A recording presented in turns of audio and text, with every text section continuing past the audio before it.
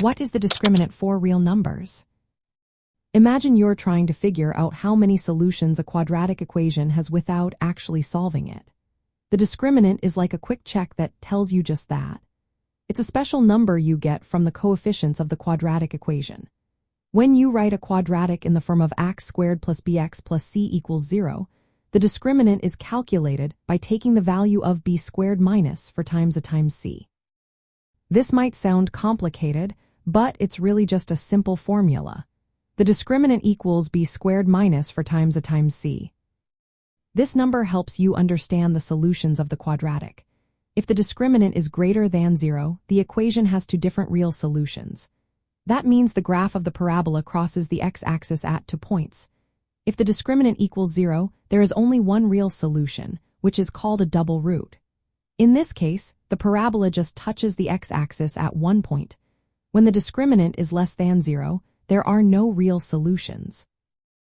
Instead, the solutions are complex numbers, which involve imaginary parts, and the parabola does not touch or cross the x-axis at all.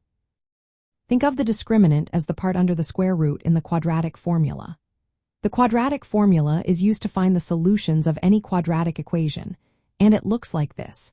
Equals negative b plus or minus the square root of b squared minus for times a times c, all divided by 2 times a. The expression inside the square root is the discriminant. If that number is positive, the square root gives a real number, leading to 2 solutions. If it's 0, the square root is 0, giving 1 solution. If it's negative, the square root involves imaginary numbers, which are not real numbers. Knowing the discriminant is very helpful in many real-life situations. For example, in physics, it can predict how many times a projectile will hit the ground. In economics, it can tell us if a quadratic model has 1 or 2 solutions, helping us understand the behavior of a system.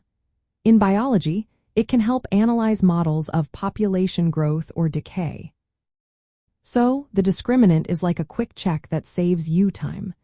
Instead of solving the entire quadratic, you can look at the discriminant and immediately know how many real solutions to expect. It's a simple but powerful tool that makes working with quadratic equations much easier and faster.